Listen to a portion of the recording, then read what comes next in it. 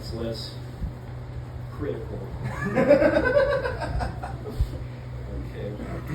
This is an introduction of a character I created called Dagmar Ashkenazi, aka, she's known in my story as the Venus of Los Angeles. She is an avatar of Inanna, Ishtar, all of these old school like goddesses of sex. And basically her and the protagonist Miguel and this other girl Lydia, they take this psychedelic that makes them find out that they've had this bizarre love triangle for the last 2,000 years. But this scene was where she was kind of just first introduced. Okay, Friday, October 23rd, 11:25 p.m. Lydia saw Dagmar across the room in her usual reserved booth with bottle service in the corner. A few of her entourage pets perched on either side of her. More dime a dozen art school hopefuls, overeducated and unimaginative. The lash was their element for sure. Dagmar wore one of her overpriced couture get-ups that Lydia always had a feeling cost $5 worth of labor and materials to make, yet got tagged at a few $1,000s simply because the right formula of store location, media petting, networking, and general collaborative hype manufacturing had infused the thing with phantom value. Pretty though, she thought. I don't think I've ever seen this woman wear the same thing twice. The red vinyl bodysuit Dagmar had on was form-fitted, head to toe, with a V-cut collar showing her pale olive cleavage. The forearms were inlaid with some sort of highly polished stone that circumvented them, looking strikingly like ebony or obsidian veined with gold ore. How the fuck is that possible, Lydia thought? Looks like some sort of alien armor. Fuck, she's gorgeous, and nearly impossible to say no to because of it. Lydia stared as she walked, taking in Dagmar's heavy copper, ribcage-length curls, her pale olive skin, and the curves and muscle tone of her 5'6" body. She was wearing her green contacts as always. She never liked her natural brown eyes. Lydia knew Dagmar noticed her, but it wasn't Dagmar's style to wave, smile, shout out, or let on in any way that she acknowledged Lydia's presence. That would just be all too human of her. A few loose comments came to Lydia's ears, and quite a few fingers pointed as she walked by, people smirking over her headdress and jacket. Yep, that's right, she thought. I didn't get the memo that anything atypical and outside of the stringent diet of H&M or American Apparel fashion formula isn't welcome here. God bless Dagmar for that. No matter how full of shit and engrossed in this society she is, she's one of the few people I know that is still willing to give half a fuck about dressing out of the ordinary. She just pays more for it than I do. As she walked past the front door bar, she caught the eye of one of those rare-to-be-seen animals in Los Angeles these days. The guy was tall and brown-skinned, hair styled into a pompadour, clothes all denim and real leather. He had a heavy tobacco scent and was full of an energy that was socially archaic, heavy, and fun in small doses, but a burden in anything more than that. The vibe he gave off was highly palpable, sickening and exciting at the same time. She felt her energy drop from sternum to navel at the sight/feel of him.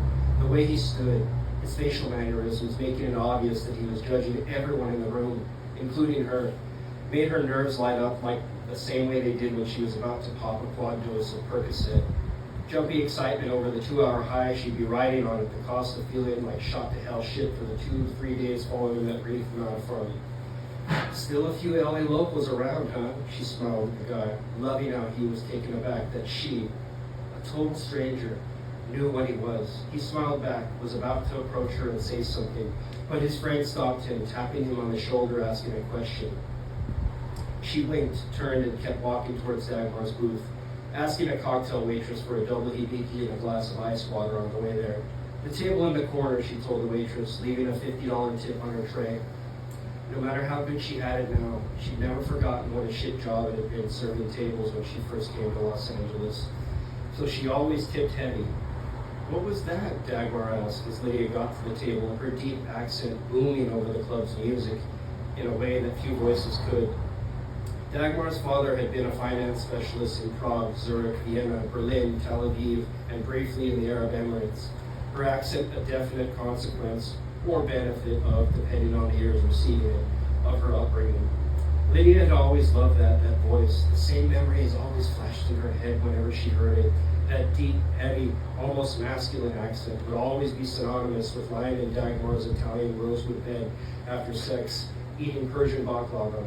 Dagmar's heavily toned legs wrapped around Lydia's waist. Lydia lying there watching Holy Mountain or some new anime, trying her best to get Dagmar invested while she feigned some small attention, pet Lydia on the head, and kept a tight vigil on her phone.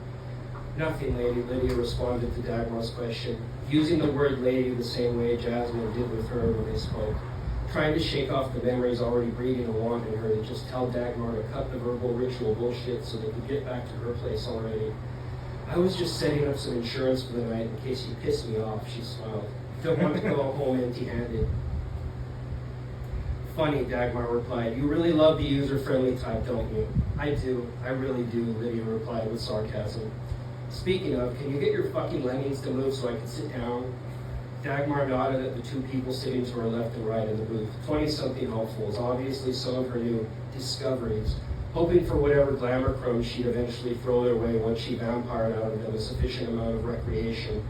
The boy was Anglo, blonde-haired, blue-eyed, lanky with feminine features, fitted khaki shorts, cheap Target fedora, red chucks, a vinyl biker jacket, and no shirt, showing off a smooth chest. The girl was possibly Asian and African-American mix, short and full-figured, wearing neon pink vinyl gloves and hot pants, black studded heels, and a black cheesecloth tank top.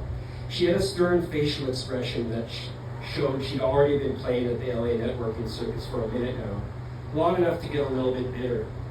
They got up and headed to the dance floor, Dagmar dropping a small baggie into the palm of the girl's outstretched palm as she sidled out of the booth, the girl staring daggers at Lydia as she walked away.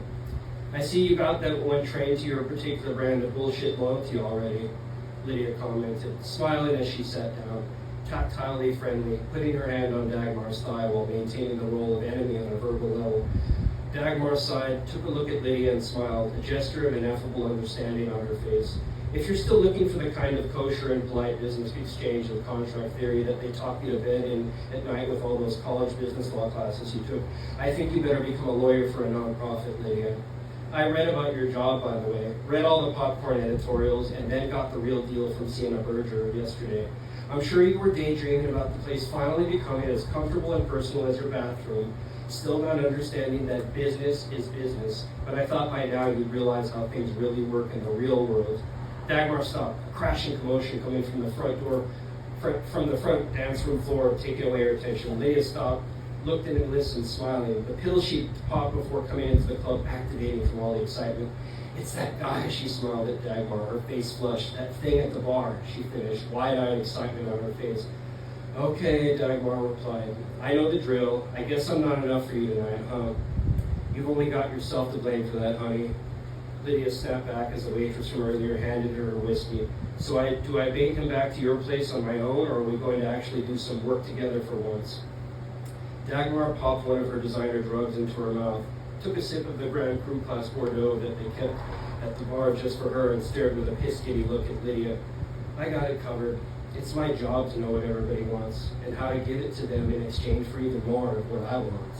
She leaned across the table, snaking her palm up Lydia's forearm, her heavy red curls draping across the table as she looked up through her brows at Lydia. You should know that better than anybody by now, no?